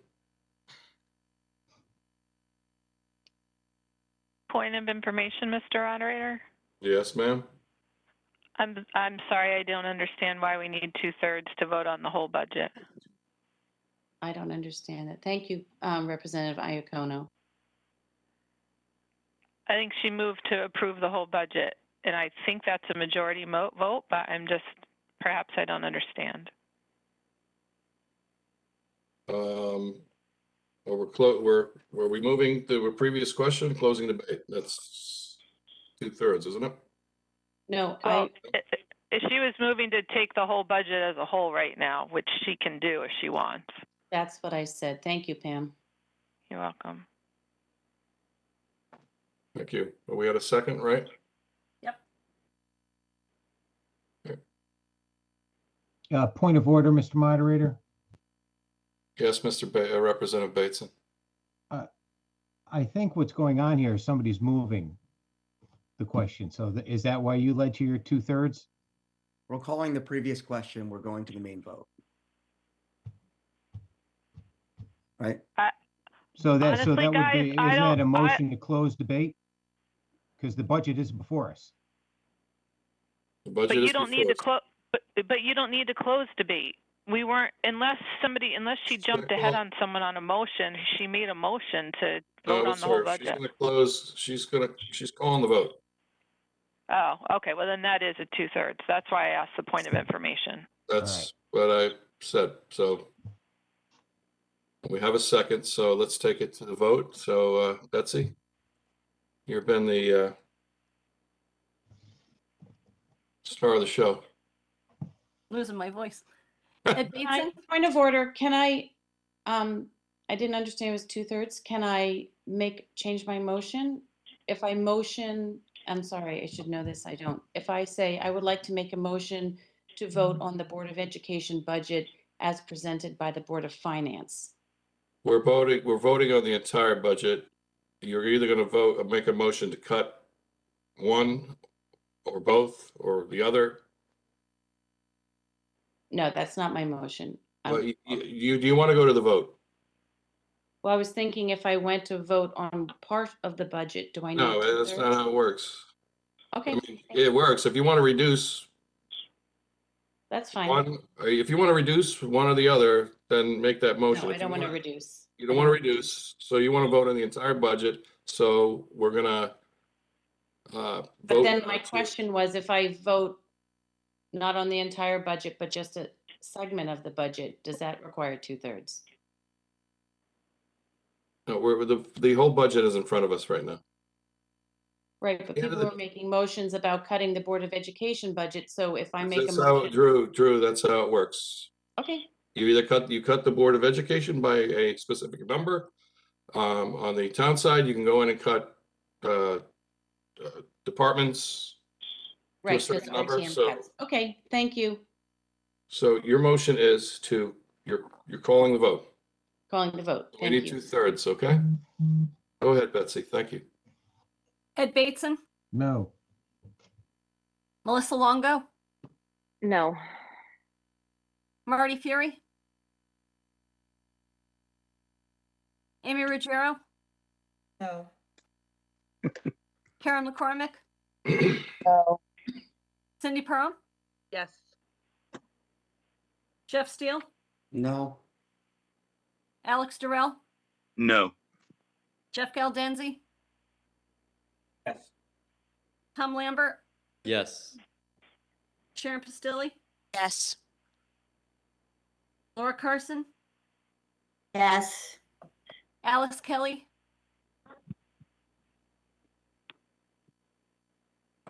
Marcy Spalier, Yes.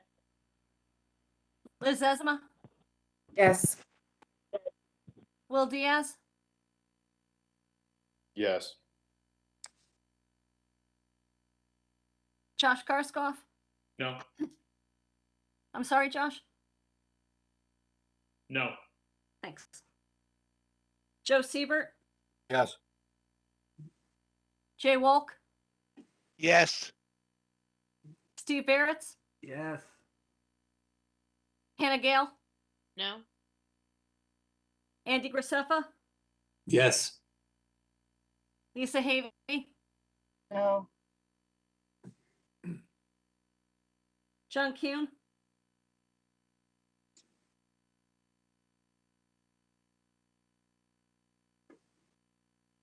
John Kuhn,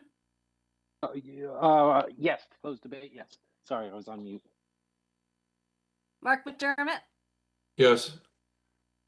Jill Vergara, Yes. Karen Wackerman, Yes.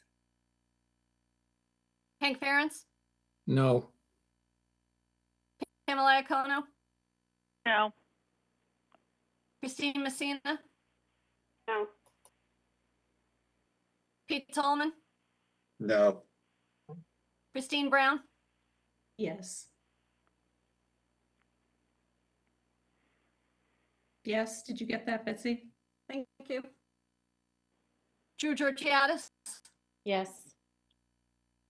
Margaret Horton, Yes. Kelly Cinto, No. Ken Astorita, No. Peter Britton, No. Frank Patisse, Nope. Story Tolman. No.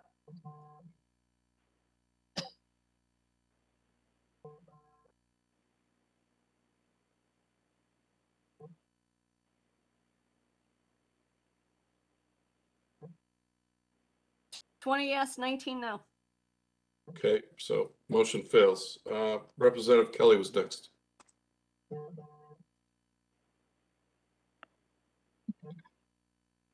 You're muted, Alice. I'd like to make a motion to cut off the debate on this topic tonight. I have a second.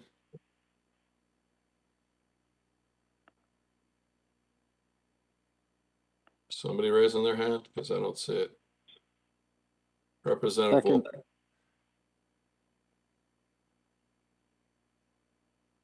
Is that just a majority vote?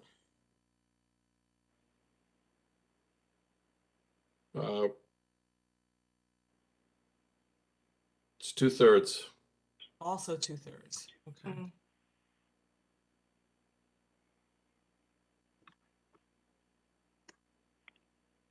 May I ask a question, Mr. Moderator?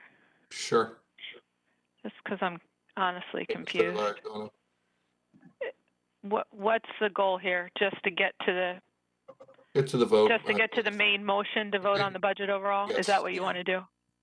I would love to do that if we could do that. Okay. I can help you do that. Can I make a couple of closing comments before you do that? Sure. Since we're not going to go through the exercise of a motion, I'll save you that and give you the going to the vote. Does okay with you, sir? Representative Kelly have to withdraw her motion? I will withdraw my motion. Thank you.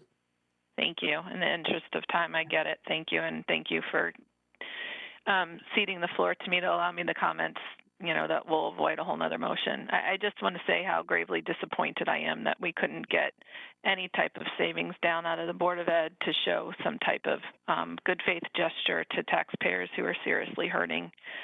Even Mr. Cummings acknowledged how difficult it is for everybody right now. And I'm sorry that we couldn't come together on that and couldn't get it to any kind of number that we could agree on. And I find that disappointing, but I understand everybody's position and I respect that. So thank you very much. I understand now that we will move to close all debate and vote on the budget overall. And in doing so, I'm certainly disappointed with this budget, and I will not be voting to support it. Thank you, Mr. Moderator, for all your work on this. It's a terrible, terrible thing to have to do this on electronically, and I feel your frustration and your pain. Thank you, Representative Iacono. Yeah, it's this is not the way to do it. I can tell you that. And I think we should be thinking about having our next meeting in person, which we can do. And I hope everybody agrees with me, because this is, I've had personally, I'm sure most of you as well have had enough of doing it this way. It's not fun. We don't know each other. People are probably saying we're partisan, but I don't think we are at the end of the day. We just have different beliefs on what we feel is fiscally responsible, what we feel a good budget is, and that's all I'll say. I just I hope we can all get together soon, and I hope we could have a meeting where we could all go out and have a friendly and get to know each other again. It's been what, how long now? 2 years, 2.5 years. So I don't think I'll need to read it again, but I'll just read the initial part. To consider and act upon proposed appropriations in the amount of $345,100,092 for the fiscal year of July 1, 2022 through June 30th, 2023, as recommended by the Board of Finance. Any lawful purpose, the total proposed budget as approved by the Board of Finance is as follows. We already have a motion to approve and a second. So Betsy, we'll take it to the vote. Roll call vote. Ed Bateson, No. Melissa Longo, No. Marty Fury, Amy Ruggiero, No. Karen McCormick, No.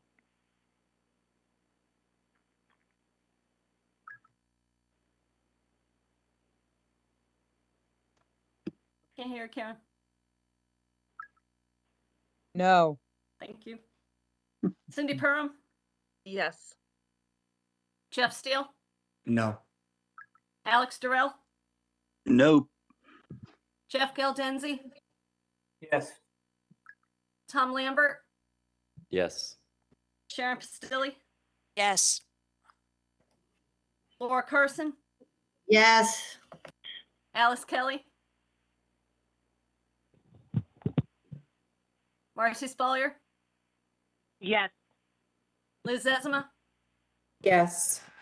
Will Diaz, Yes. Josh Garskoff, Yes. Joe Siebert, Yes. Jay Walk, Yes. Steve Barretts, Yes. Hannah Gale, No? Andy Graceffa, Yes. Lisa Havey, Yes. John Kuhn, Yes. Mark McDermott, Yes. Jill Vergara, Yes. Karen Wackerman, Yes. Hank Parents, No.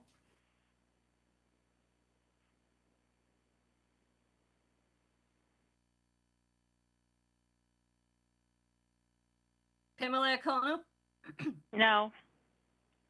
Christine Messina, No. Pete Tolman, No. Christine Brown, Yes. Joe Georgiadis, Yes. Margaret Horton, Yes. Kelly Cinto, No. Ken Astorita, No. Peter Britton, No. Frank Batiste, Nope. Story Tolman. Nope.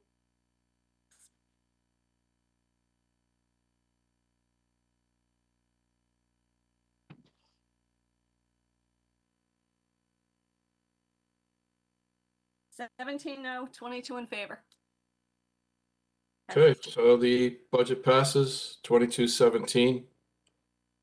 I Just want to say I appreciate the administration and the work they put into this budget, and also the Board of Education and the work that they did.